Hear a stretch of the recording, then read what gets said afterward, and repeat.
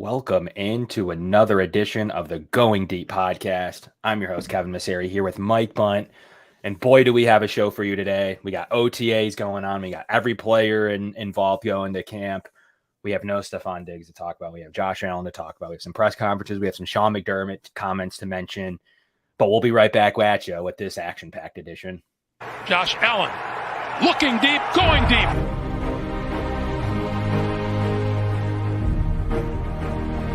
To me, talking about the Bills, what else would you rather be doing? We're hoping to add a new dimension to the Cover One network. Slings it deep downfield, and it's caught inside the 20. Right now, I just want to talk about this championship level. I've never had a championship caliber team to talk about. I want to focus more on the storylines each week. What are the big stories going on with the Bills? What are thoughts, commentary? How do these things impact Buffalo? Deep drop. Deep throw, and it is hauled in for the touchdown. Allen deep to the end zone and caught for a touchdown. Play action. Allen, deep downfield, wide open.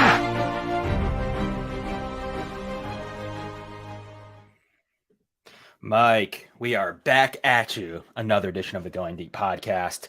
And boy, do we have a very interesting June 13th with all of the news, notes, rumors around Stefon Diggs and his show up on Monday and Tuesday morning, met with the team, worked out, passed a physical, to then not show up for the team portion of practice, causing questions to be asked to Sean McDermott, and to which he responded he's very concerned. Mike, first and foremost, let's start right at the top. Let's try to get into it. No use to beat around the bush. What are your opinions of Sean McDermott and his comments to where he was very concerned? Are you concerned? Did he say that the wrong way? Did he say it the right way? Was he caught off guard? I guess give your opinion on, just at first and foremost, Sean McDermott getting his answer to the press conference question. I thought Sean McDermott butchered it by saying very concerned. I know it was a leading question, and at the time, how do you respond to that in the moment? I don't know if I would have done much better at that in that situation, but to say very concerned, even if he didn't mean it as something super serious, I think kind of lit the fire underneath this. If he, I don't know how else he really could have answered it. He could have said something like, it's something that we're addressing inside the locker room, or he could have prefaced it by saying he wasn't going to take questions about Stefon Diggs today and just avoid the situation entirely. I think regardless, we would have been talking about it, but I think that definitely took things to another level once he said very concerned. And I didn't think that was really necessary at that moment in time. I guess the question is, what would have made him answer it that way? Was it that he thought everything was worked out? Obviously, Diggs then later came out saying to the public that, they should know everything going on. They were kind of upset by that comment that McDermott made, like acting like he didn't know what was going on. I think Stefon Diggs clearly knows he wants to have a player communication. He probably wants to make sure the focus is there. He wants to make sure his role is clear. He wants to make sure the offense is ticking on all cylinders to win the Super Bowl, Mike. But I also don't, to kind of go the opposite direction, I don't have an issue with Sean McDermott's comments. I'm very concerned. I don't believe answering the question by answering it with the same question isn't that big of a deal. I think he would have gotten ridiculed anyways. Like, where is he? What do you mean you're not concerned? Why aren't you concerned that your player's not here? I think it would have caused an issue anyways, in my opinion. I don't believe that I think it's a nothing burger of an answer, Mike. I don't really think, was it the world's best? No, I don't think so. But also, was it anything poor? No, I think that Diggs took that and ran with it to kind of justify not being there. So let's kind of pivot from Sean McDermott's answer, because I don't know we're going to have an answer there. How do you feel about the situation, Mike? What's your opinion on Diggs not being here? Why isn't he here? What justification does he have? As many national reporters are saying, it's very interesting. He just signed $95 million contract. What's going on where a player that just got paid, because you see across the league, while players aren't playing, well, yeah, Chris Jones wants to get paid. This player wants to get paid. What is your opinion on him not being there? Like, I guess tell me what you think is going on.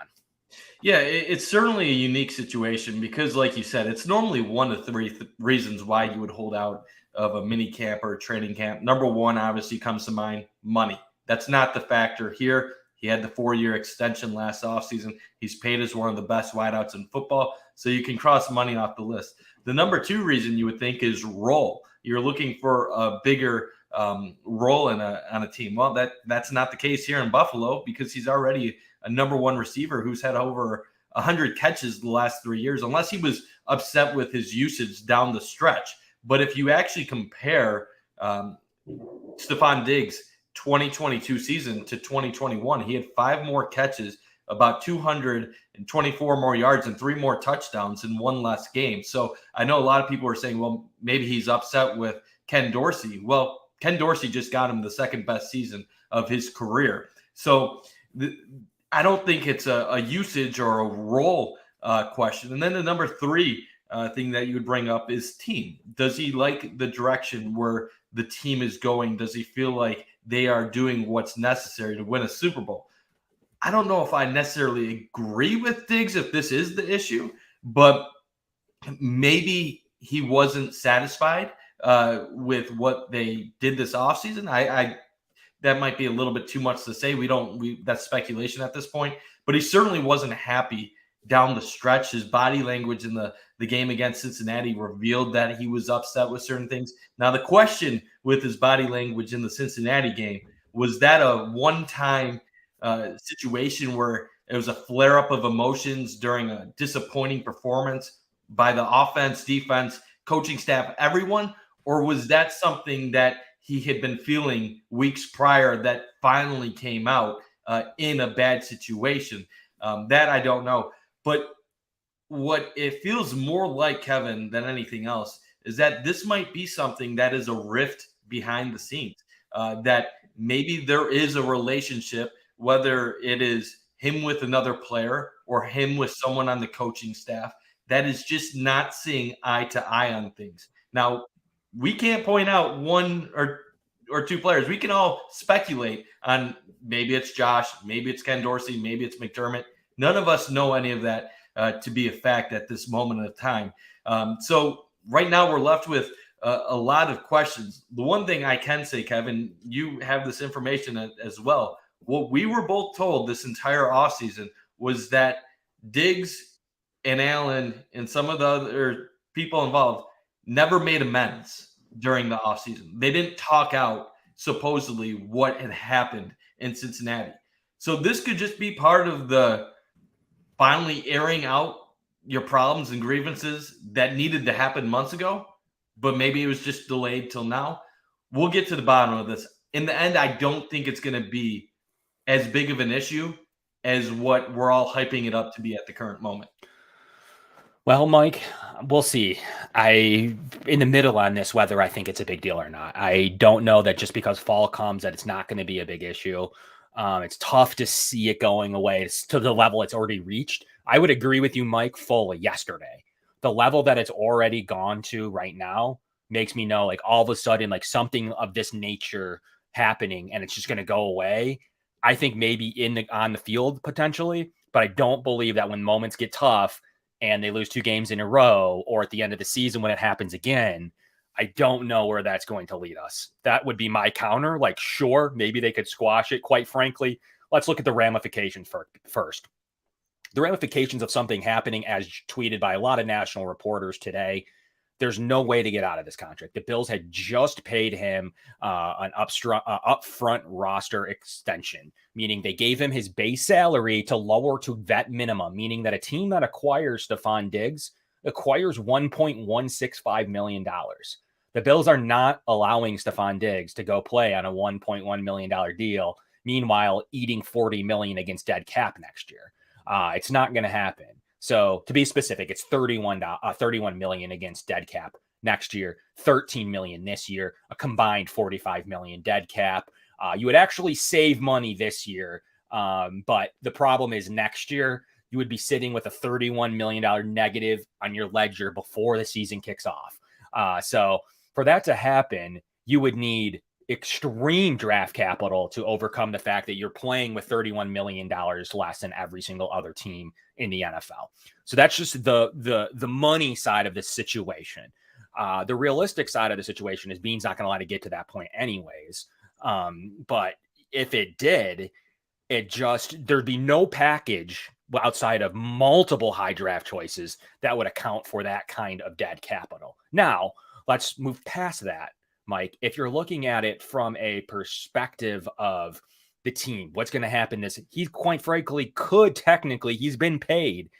He could walk away, and all he'd walk away from at this moment, Mike, is $1.1 million. So he has a physical action because his base salary isn't going to be enough to find him. Now, is there ways the Bills would try to recoup signing bonuses and all that? I don't know. But I think the cleaner option is to work it out. Let's figure out what exactly is the issue. Let's get everybody in a room. I think Sean McDermott would tell you he thought that happened. He was clear that he probably thought that happened by him showing up and being here and present. But what a unique situation, to the point where even national reporters are like, well, we heard he was practicing. So I think it's such a unique situation here and they've all admitted, actually, Josh, Stefon, it's a personal issue. No one said it's contract or money related. No one said it's anything other than a personal issue. So, Mike, I'll ask you one question, and it's a pretty good one. If he shows up tomorrow, are you forgetting this, or do you think that this could rear its head up at some point this offseason if something doesn't go its way during training camp, or like I said, early on in the season? If he shows up tomorrow, I'm 100% forgetting this, and I'm not even worried about this going forward. If he shows up tomorrow, okay, even if he doesn't show up the next few days, as long as he's there for training camp, I'm okay. Now, I'm not saying it's being a good leader. Obviously, he's the captain on this team. He's not leading by example, but I'm going to trust Von Miller that this is not a huge deal to the players in the locker room. I'm going to trust Josh Allen when he says we have his back, and we're gonna love him and support him once he comes back. So to me, this is more of one of those unfortunate situations of you have a star player that you knew could be a little bit off at times, a little bit out there. And for the first time really in Buffalo, we're starting to experience a little bit of that. Now, that doesn't mean it's the end of the world or anything to freak out about, but we did know heading into this trade 3 years ago that things would pop up occasionally. And luckily for the Bills, things really haven't to this extent the first 3 years, because the Bills were having a lot of success and Diggs was having career seasons. Let's be real. They've won 37 regular season games in the last 3 years. They've won 4 playoff games. They got to an AFC championship, and Diggs had some of the best years of his career, 127 catches and 103, 108. So there really wasn't anything for Diggs to really be salty about. Sorry about my camera right now with the light. But suddenly, after you lose in the playoffs and you start falling short of expectations, now Diggs is getting that frustration. And that's when some of the crazy comes out in guys like this, when you're failing to meet the expectations of not only, I wouldn't say himself, but the team. So now he's venting and letting out his frustration on his teammates. Now, that's not right, and it's not a good way to be a leader on the team, but that is just how he is handling it. And as Isaiah McKenzie said in the past, 85% of Stefon Diggs is fine. It's the 10%, the 15% where you have to reel him in and be like, hey, man, let's ease up a little bit. Let's get back to reality. You're being a little out there right now. The issue is it's been an entire offseason. I think the Bills thought that time would heal, would help him get over these issues or problems, whatever he was dealing with. And it's just lingered instead. So I believe with him being in Buffalo, with him being with the team, they're going to talk this all out. This will hopefully get situated. But you're right, Kev. If things get ugly at any point in the season, or if they go through a rough patch, there's no guarantee that this won't happen again, or you won't see him complaining about other things as time goes by. But the Bills are in a situation where they cannot get rid of him. That dead cap is too humongous to make a move. And whether Stefon wants to be here long term, or whether the Bills want him to be here long term, they really don't have any outs. They're stuck with each other for the present. And unless Stefon Diggs wants to sit out football or get fined, he's going to end up having to accept his situation here. He's got in the driver's seat, Mike, because that fine is not very much with how his contract is now currently structured. So it's a really convenient time. Unless he doesn't want to play football, though. I mean, at the end of the day, he's well, that's bad. Correct. Yeah, he's going to be 30 soon. He's locked into Buffalo for the next 4 years. So unless he's willing to give up a few of a prime year of his career as he starts getting to the wrong side of 30, it doesn't really make sense for a player in his position to do that. And I do believe the players that behind the scenes, they feel confident this will all work itself out. But we're just going to have to wait and see. It's very odd if this is a personal situation, like Josh Allen said, in a non-football issue, that the head coach wouldn't have addressed something during his press conference and said, Stefon Diggs is dealing with some stuff outside of football. We're giving him time to figure things out. If it really was a non-football issue, I believe Sean McDermott would have responded in a manner that would have basically eased off on Stefon Diggs and basically made it more acceptable in the eyes of fans for him to be missing a mandatory practice. That's why I do think this does have something to do with football. Now, could it be with football and off the field stuff with teammates? I'm not sure, but I can say it's something to monitor, but it's not something that we should be worried about it destroying the entire season at this point. Sure. I think, Mike, for me, first of all, you can't spread dead cap out. There's after June 1st, it pushes into next year. It's split between this season and next season. You can spread out a signing bonus toward over the course of a term. You can't spread out dead cap. Dead cap is the extension of making due your cap promises in future years. Dead cap is literally cash you've paid a player. So you cannot manipulate cash you've paid a player once that player is off your team. It doesn't have anything to do with Diggs, just in general. That's how that works. So for instance, it's a post 6-1. It is now 6-13. So in a post 6-1 situation, you eat $13 million this year and you would eat $31 million next year. No way to do anything but that. That is what it is. So as you kind of look forward to beyond that, Mike, why I don't have a problem with what McDermott said, because I bash him all the time for saying coach speak. And I thought this was real. I thought it was honest. And I didn't think it was that bad. It was a nothing burger. It was, are you concerned? Yes, I'm concerned. Like, it was nothing more than what he kind of generally always does and just kind of says it back to the reporter. So although probably the more PR answer there was, we're keeping that in-house, John, or whoever asked at the time. I can't remember. I recall which reporter asked the question, but we're going to keep that in-house, John, or Thad, or whomever. We'll get back to you when we have a comment on that or something along those lines. But to say I'm very concerned, could you be concerned about the player? You could be concerned about his health. You could be concerned about anything. So to me, to say he's not concerned in a way that the team is in disarray and however you want to phrase the I'm very concerned, to me is not how he meant it. So you're being disingenuous. I understand I get what you're saying, Kevin, but it felt like an answer, and I understand. We're all making this a big deal right now. Maybe behind the scenes it isn't. Who knows? But it was an opportunity where he could have calmed the seas. That kind of lit the fire a little bit. And we've seen a couple instances now this offseason, once by Beam after day 2 of the draft, and now this time from McDermott, where they had answers that didn't really fit at the moment that they had them. Meaning, you think of McDermott and Beam, normally they give you the PR answers. They give you the answers that avoid making something bigger than it needs to be. They like to calm things down. They don't want things to get out of control. When you say very concerned, it let this be something when it didn't need to be.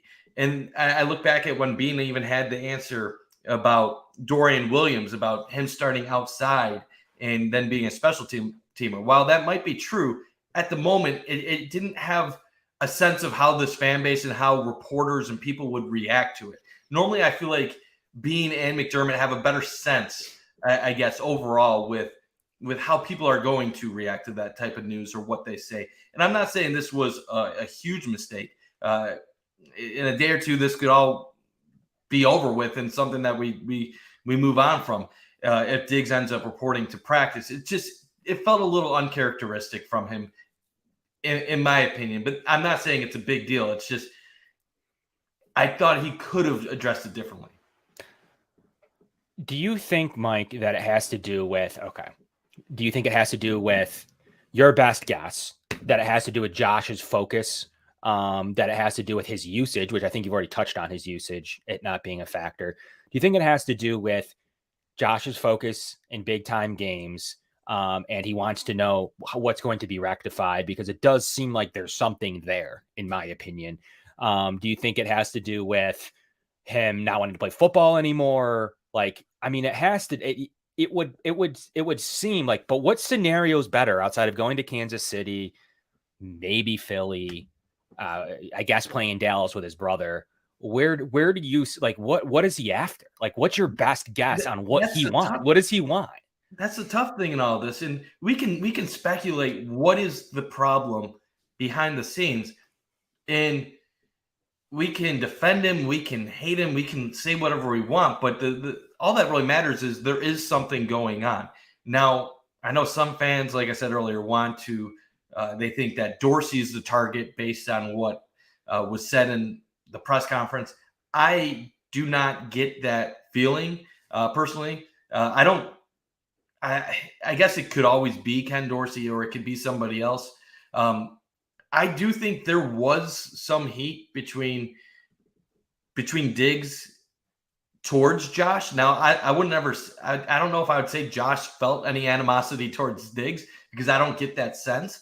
But I do think when Diggs shows that frustration on the sidelines, while a lot of players, you could just brush that off and just say, "Oh, that's just like just a moment in a game, or you're just letting some anger out and your frustration." I think with Diggs, it was more than just a little I'm lashing out on you right now. I do think there is some tension in that relationship right now. You think about 3 years ago, they were all the articles were about them being bros, playing Call of Duty and hanging out during the COVID year, and how they've been basically brothers the last couple of years.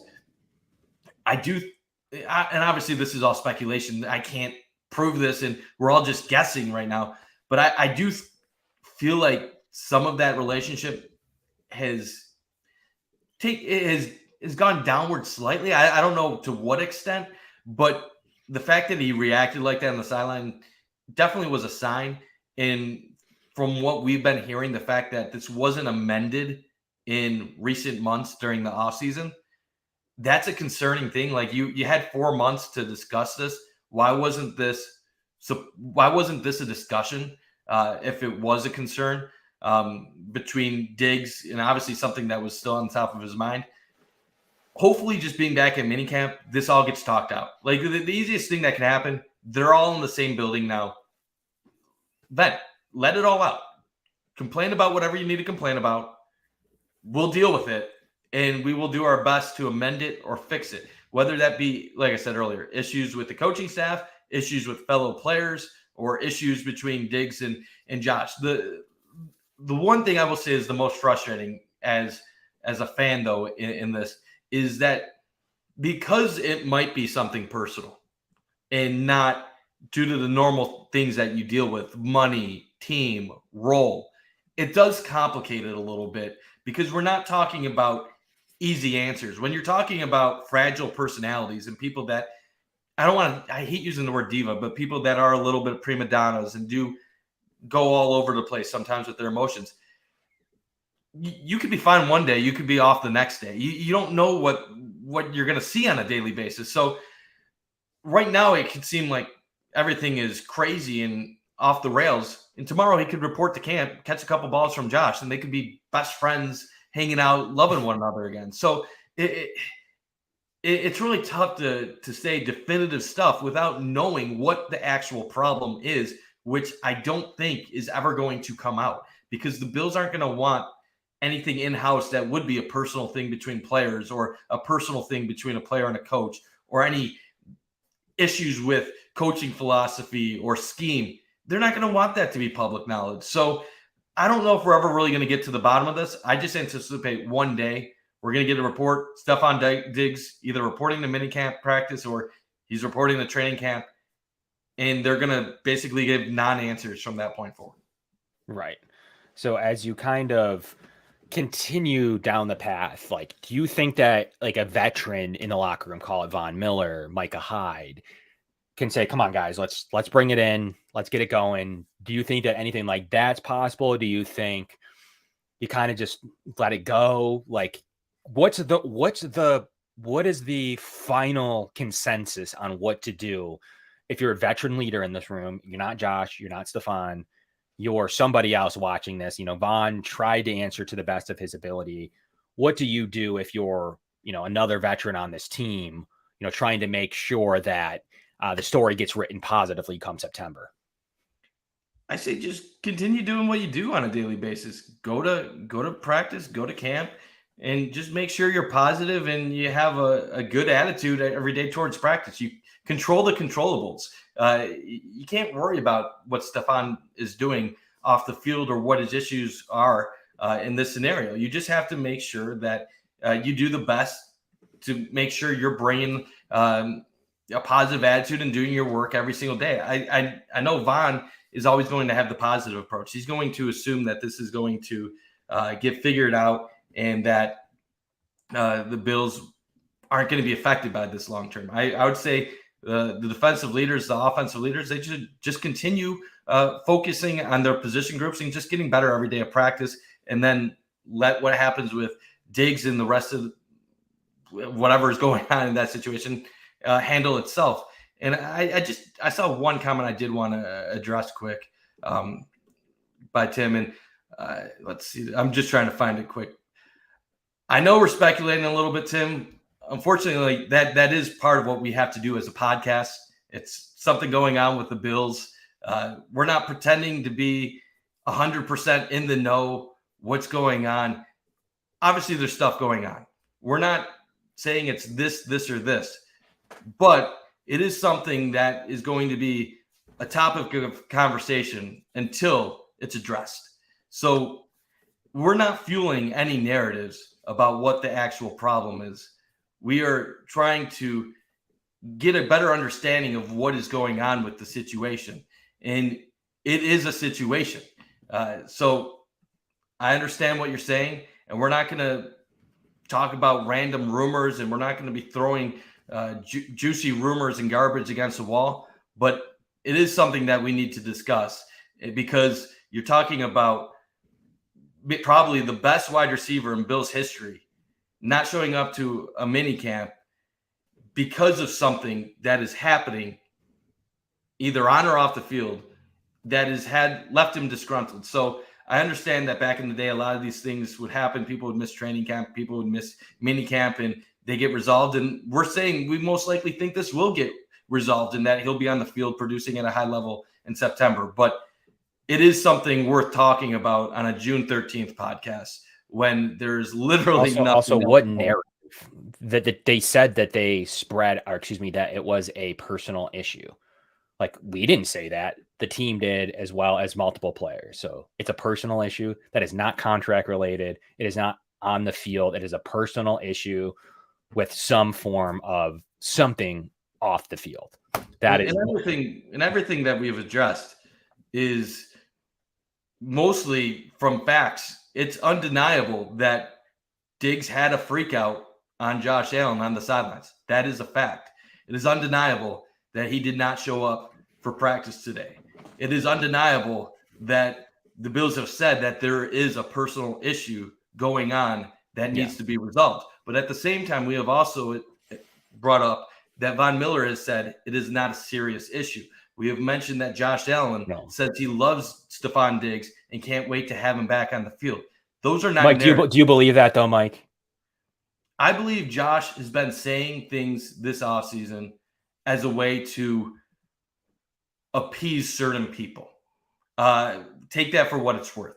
When he makes comments early in the offseason saying, I've never been this focused on football, or I'm only focused on winning a Super Bowl. To me, I'm thinking he's trying to either sell that to the fan base after a disappointing playoff loss, or he is trying to sell that to maybe a player or two on the team who could be frustrated after a difficult playoff loss. Now that, on my part, is speculation. I don't have any truth. I'm not going to push a narrative and say that Josh and Stefon hate each other. I don't believe that. But I do think Stefon is getting to the point where when you lose in the playoffs as a team that's expected to compete for Super Bowls and you fall short of the big game 3 straight years when you've had one of the best records of football over that time, I think it is fair to say there is frustration.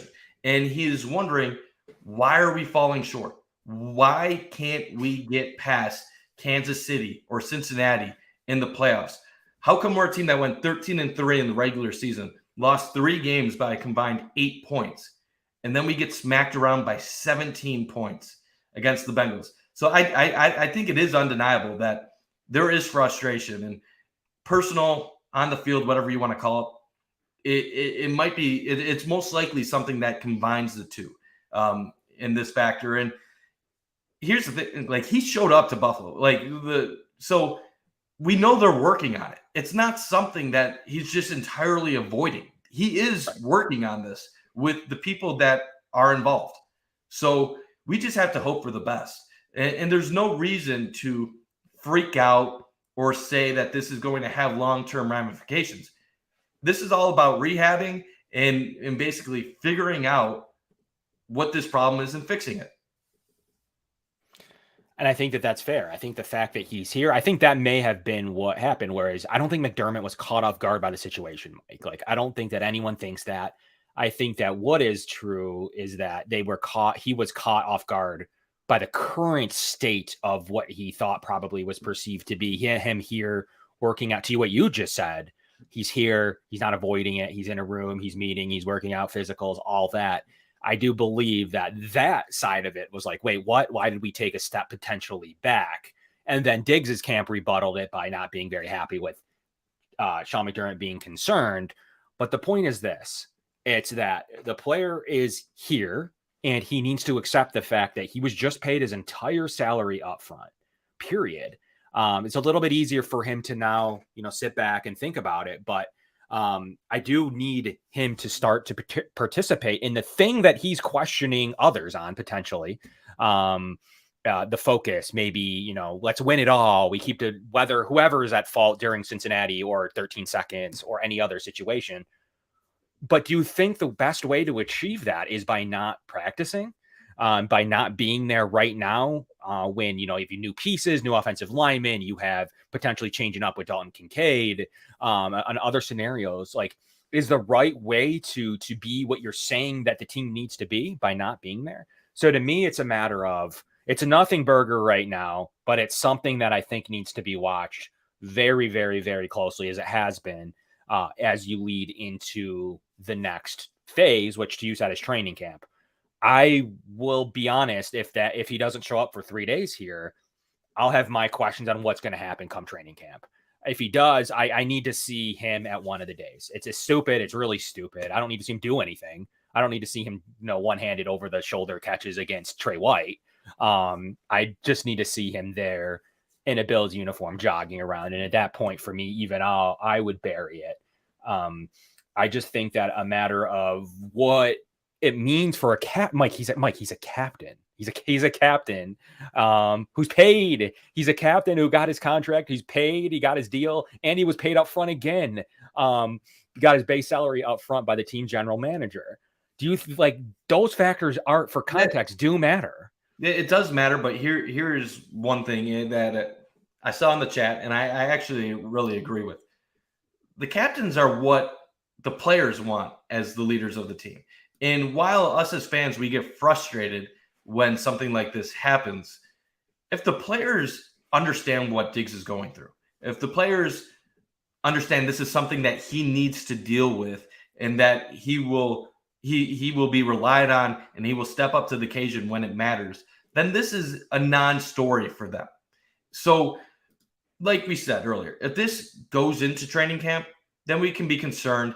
Wouldn't be the best look for a captain to be doing this. I know it's not the best look for a captain to be doing this right now, but as long as the players know what's going on and they're accepting of him and the situation, it's not something to really worry about, at least at the moment.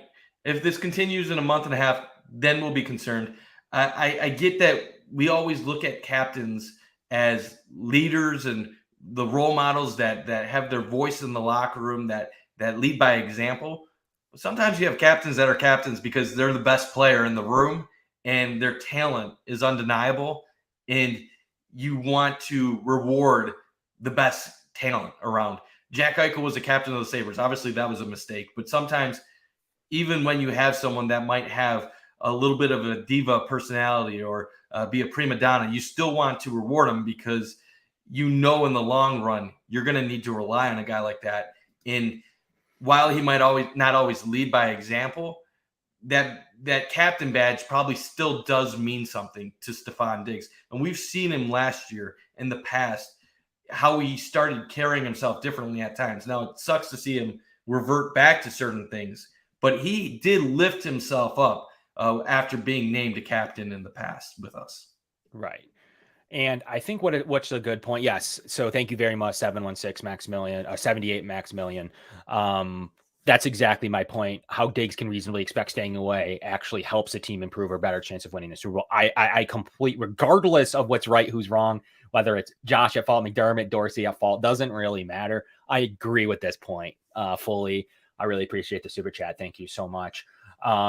But there's a couple of things going on. Obviously, there could be some off the field stuff with Stefon and what's going on off the field there, off the field with his family members. So we'll see what that all amounts to, if that's kind of the affecting. And that could be why Sean McDermott's very concerned. I think that would be reasonable to say. But if you put that aside, do you think so we touched on his usage, and I wanted to get back to usage for a second. Is it possible that maybe he saw the direction going, not recently, Mike, not last year, going forward, and he said, well, we got Dalton Kincaid, we got the offensive lineman, we're thinking Harris, we're thinking, maybe going Latavius Murray, we're thinking about a bunch of different packages. Do you think he saw this and was like, great, but like, what does that have to do with me? Do you think that that's possible? I'm not sure, Kev. It's tough because we're not star NFL wide receivers. I can't put myself 100% in his mindset as a Bills fan, as an observer. I look at the moves that the Bills made this offseason. If I was a player that wanted nothing but to win a Super Bowl, I would be looking at the moves and would say our team is going in the right direction. We've gotten better. We've improved our offensive line. We have added a skill position player at tight end that will make my life easier on the outside. We've brought in some talented running backs, so we're not going to be so one-dimensional in certain parts of the field. So if I was a player on the team, I would be looking at the Bills' moves this offseason and say, we're in a better position to win. That's why I kind of struggle with that whole thought process of where do I fit in? Because you look at the targets the last 2 years. If Diggs would have played 17 games last year, it would have been around the same targets that he had the year before. So I don't really see his usage going down. In the 1 year, he had Cole Beasley, who was still playing at a high level. And last year, he essentially had no slot receiver. And they still had around the same targets.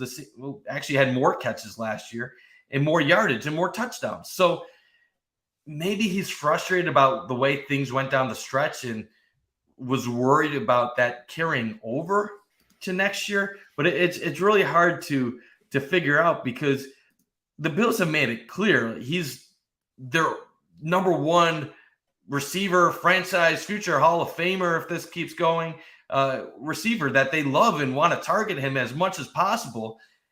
I don't understand how it could be a usage or a role question, but I guess it's always certainly possible. I know that John had a comment here, and we'll get to this comment in a second. John wrote that I believe Diggs is upset that Dorsey is essentially not held responsible for an offense that regressed big time as the year went on. And we've talked about this all the time on the show, Kev. The eye test was off with the Bills offense last year. Maybe that's what Diggs felt as a player on the field. But the points per game, the yards per game, and even the numbers down the stretch were still very impressive. So I don't know if that even necessarily lines up with it. It could be numerous things, Kev. The speculation will never really get us anywhere because a lot of people with the speculation is only going to confirm their preconceived notions to begin with. Yeah, I think that right now, until we have some more clarity, we're all going to kind of interpret the situation a little bit differently. Like, is it him mad at his usage? Is it him mad at Dorsey? Is it him mad at Josh? Is it him, off the field? We're just going to all make our assumptions. And right now it's going to be tough to have different perspectives right now until we have a little bit more clarity. And I didn't mind the head coach of the football team referencing what happened as concerning. That's all. Like, I didn't really care about that scenario. So, Mike, is there a way forward? What's this? I think you're less concerned than most.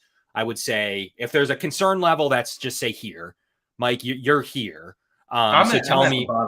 Okay. I don't even have a concern right now, Kevin. Okay. Like, I'll be real. Like, I was laughing at Twitter most of today. Okay. I just don't care right now about this. This is a non-story. Now, as I've said 5 million times already on the show, a month and a half from now, grab me and I'll change my tune. I'll go from here to maybe like here.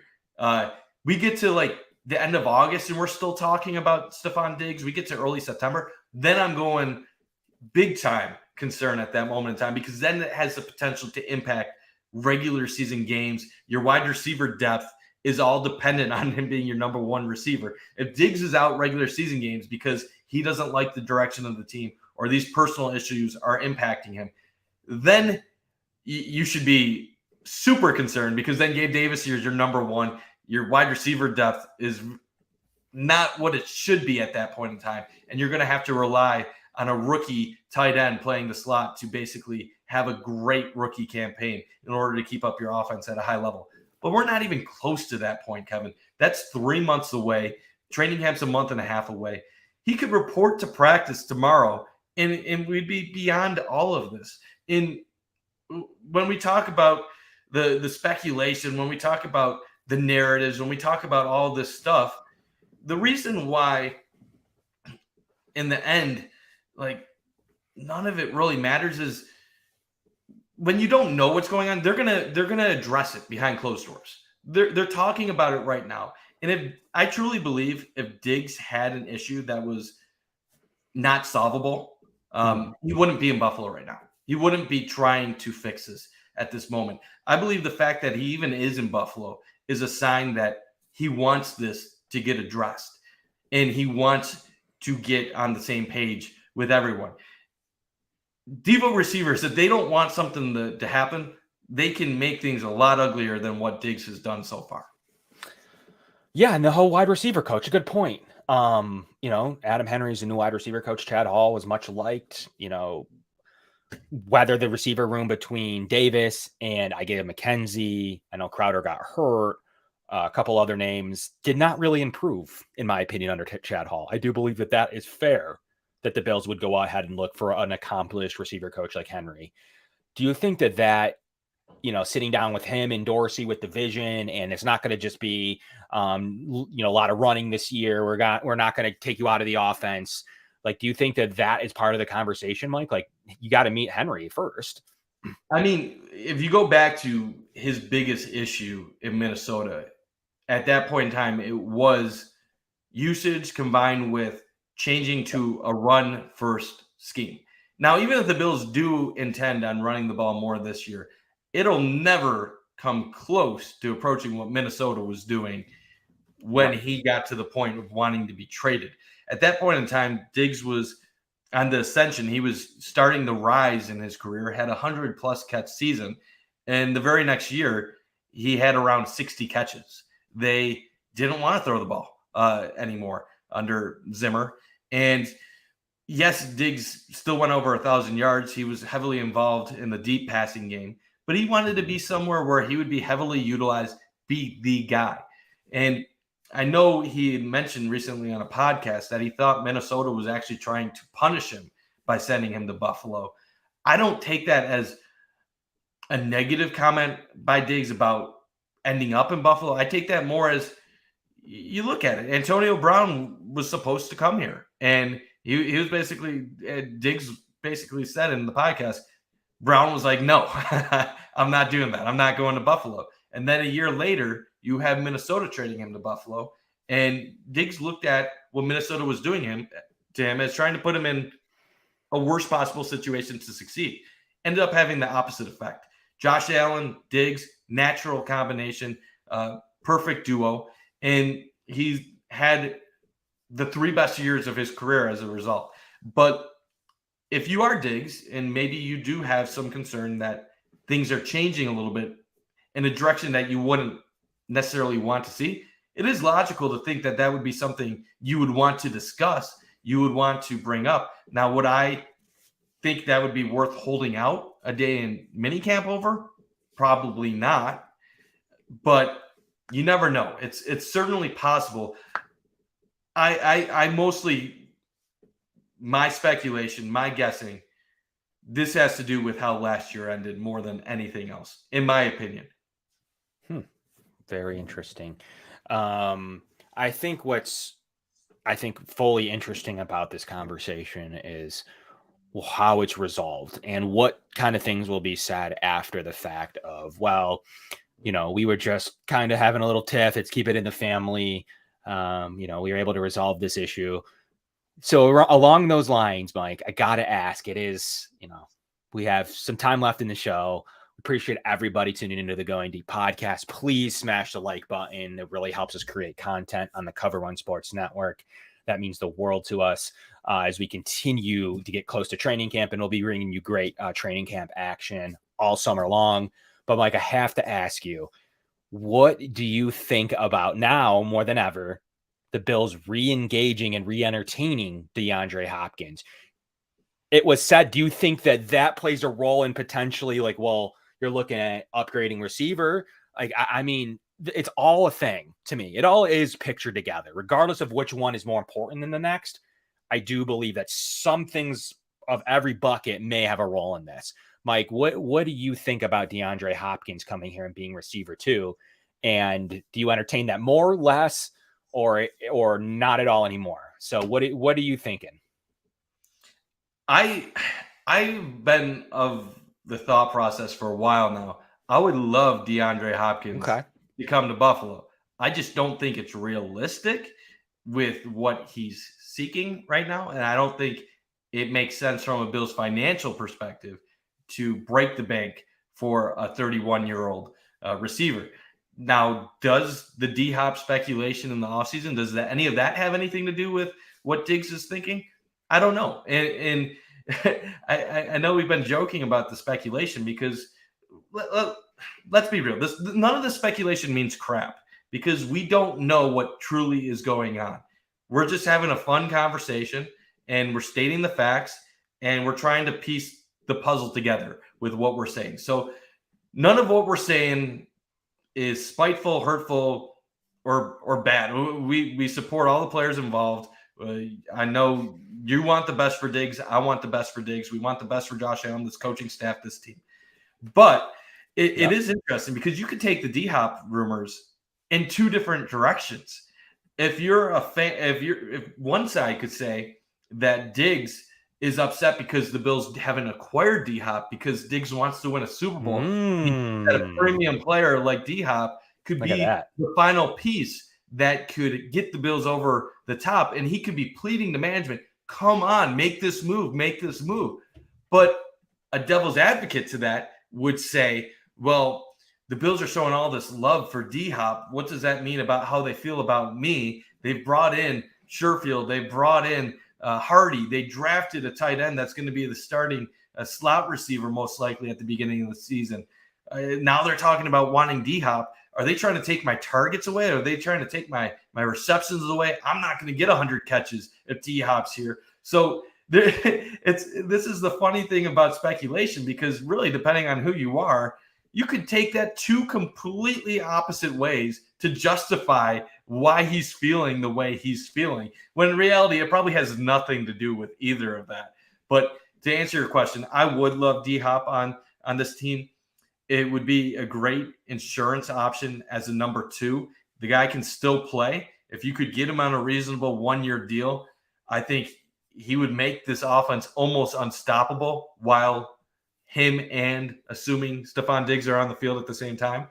But the issue really, and we've been saying this for the last probably 3 weeks, 4 weeks, is that even though D-Hop wants to play for a contender, even though he wants to be on a winner with a quality quarterback and a good defense, how do you pass up on the money from other teams?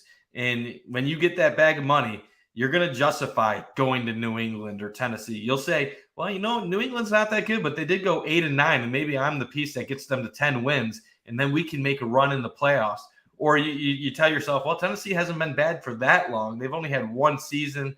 Tannehill was decent. Maybe I can get them past the Jacksonville Jaguars, who really haven't been that great. So D-Hop, if he's willing to take a veteran discount and join a team that could maybe get over the hump, win their first Super Bowl, I welcome it. I just don't think that's likely, but I'm not going to shut the door completely. I'd say 5-10% chance, just because if this lingers on to a certain point, D-Hop is eventually going to have to decide, do I go to a contender or do I take slightly more money for this mediocre team without a quality quarterback? Mike, what if, let's play what if the Bills do sign DeAndre, they may have been interested anyways. Who knows? What if they do sign DeAndre Hopkins? Would that make you think, the Bills have a receiver too? Or would that further push, I just want to know your opinion on if they did go the route of bringing in a premier receiver like that. I just want to know your mindset. Well, knowing how I already feel about where this Stefon Diggs situation you think it's a nothing burger. I would take a DeAndre Hopkins signing strictly for the Bills want to make their offense even better than it already is. I wouldn't take a DeAndre Hopkins signing tomorrow as saying, oh, the Bills are concerned about Stefon Diggs. Okay. That's why I want to ask. Going on? Because they can't trade Diggs anyway.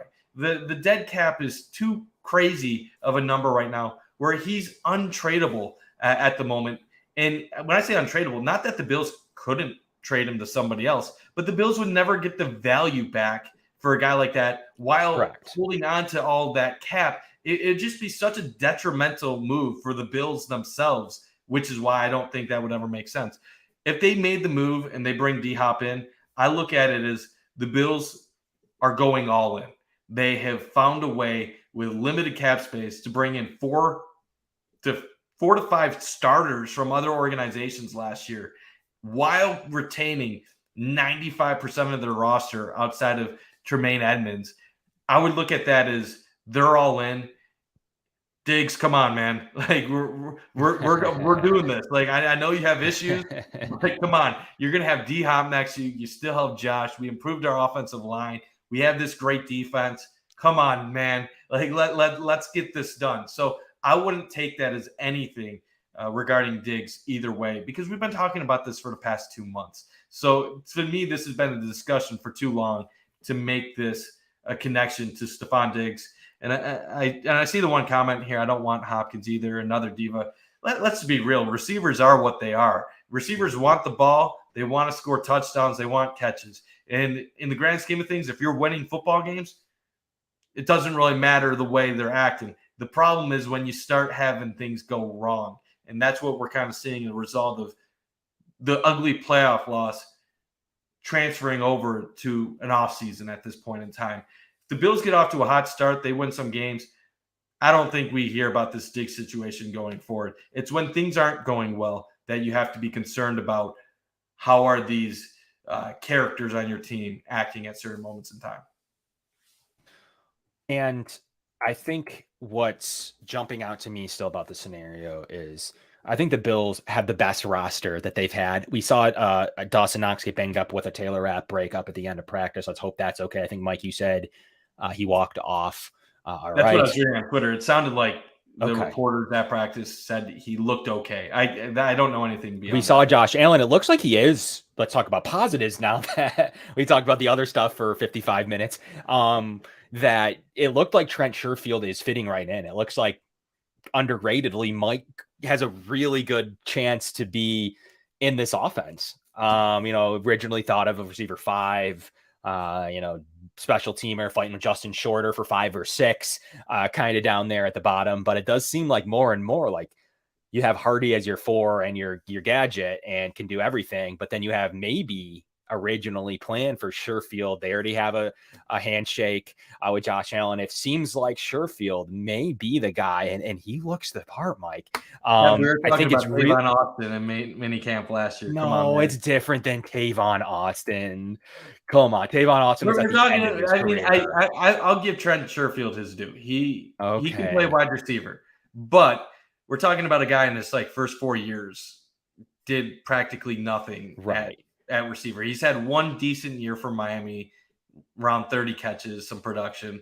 I don't want to say 417 yards, 13.9 yards a catch, 75-yard long, good route running, can play what did every we learn down on last year? special teams. Let's wait till training camp to see what happens. That's when Isaiah McKenzie separated from Crowder. We'll see, Kevin. We'll see in training camp where everything stacks with this wide receiver group. And you got to also admit, factoring in Dalton Kincaid complicates this because where do you have Shakir listed? If you're just listing wide receivers, is Shakir your 3, Hardy your 4, then Sherfield be your 5? You factor in that Dalton Kincaid is going to get half the snaps in your slot. Well, then you push everybody down another spot. It's going to be tough to get some playing time. I think Sherfield can carve out a role and get some reps at wide receiver, but us as a fan base, we've gotten high on a lot of these depth wide receivers in recent years, and how often do they end up being the guys that we talk them into being during mini camp and training camp? I know some people would say, well, Isaiah Hodgson showed that he actually deserves to get that playing time. Maybe the coaching staff is just missing. But if the coaching staff missed on those guys, who's to say that they're going to hit on these guys? Well, Mike, we know how much you hate down the end of the roster players. I thought we were talking about a tick up from your typical undrafted free agent. Hey, Mike treats them all the same. I'm excited for Hardy. I think Hardy is going to have a role on this team. And I saw somebody the other day saying that Hardy is slower than McKenzie, and how is this really an upgrade? To me, I liked Isaiah McKenzie before he became the primary slot receiver of the Bills. I liked when he was the gadget guy doing jet sweeps where you'd have him doing some crossers. That was a good role. When he got elevated to be the slot guy, he was out of place. With Deontay Hardy, you get, I think, a more refined wide receiver. Yes, he's only really had the 1 year in New Orleans, and he was hurt most of last year and didn't do much. But if you watch some film of Hardy, this is a guy that has moves. He has the ability to do things after the catch. Isaiah was very limited with the ball. He had that straight line speed, but he wasn't really moving left, right. And if you put a hand on him, he was going down. I do think Hardy might bring something extra to the table that could have a fit in this offense. Okay. Well, Mike, we know we're getting into the season of the Trent Sherfield season. We're getting into season of players on the roster that Mike is going to enjoy so much. Terrell Shavers. Could it be Jalen Wayne? Could it be, who knows, Marcel Aitman from the UFL or from the XFL? Could it be, Richard Garage, my guy, undrafted free agent at the tackle position? There's going to be lots of names to talk about, and it's football time. I guess nothing else. What we've learned today, it's football time. And there's going to be a lot of talk. Hopefully this time for our show next week, we can actually bring what we took out of the OTAs, maybe some names, some things we're looking forward to in future shows. Maybe we'll break down the depth charts of the entire division and see, kind of rank them. We got a lot of cool shows coming up. We have all of the Cover One Network is going to have wonderful shows as we reach July. And I think we're still planning on doing a multifaceted show meetup at some point in late July too. So that should be incredibly fun as you can kind of bring all of our personalities together to bring that. But we're going to stay tight on the, still on the DeAndre Hopkins watch. I still think the Bills are outsiders there, but still watching closely that, he did go to Tennessee, Bill Belichick's being weird about it. He's got to end up somewhere. And will this be a scenario that the Bills keep an eye on going forward? we'll be right here on that action, but also what's going to happen, how Diggs plays out. Mike thinks it's a nothing burger. I'm a little bit more concerned by it.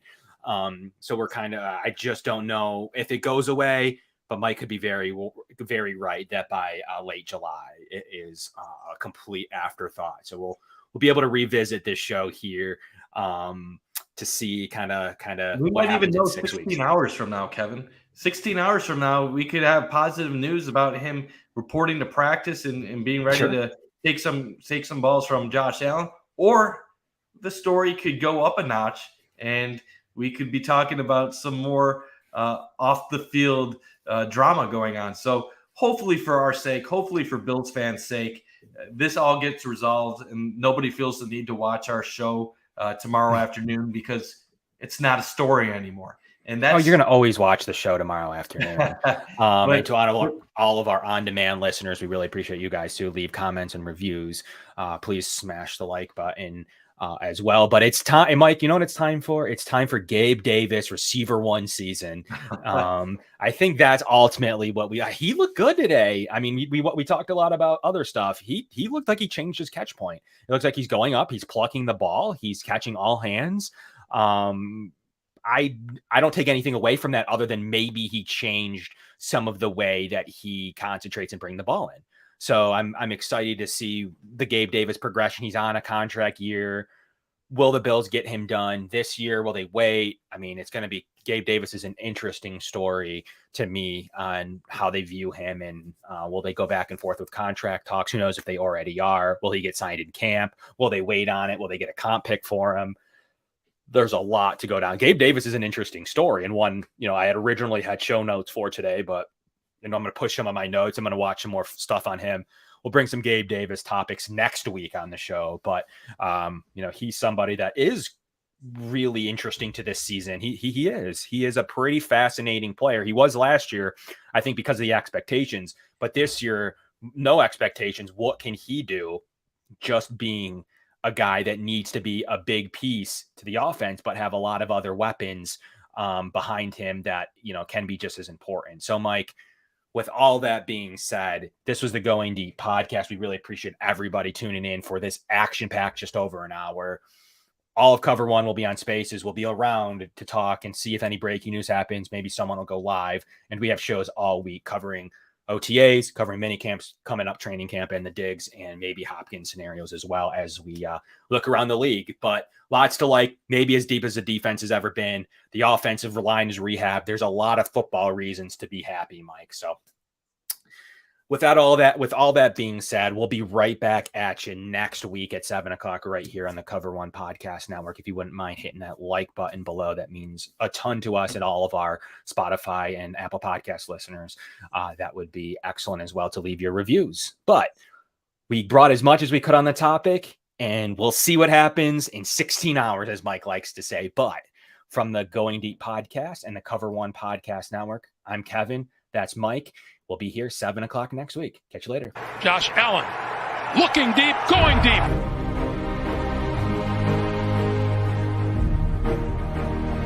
To me, talking about the Bills, what else would you rather be doing?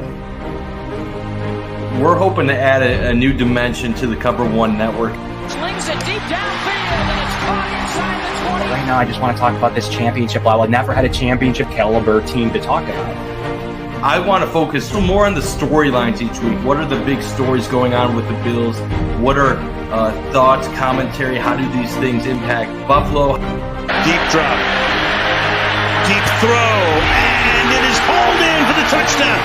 Allen deep to the end zone and caught for a touchdown. Play action.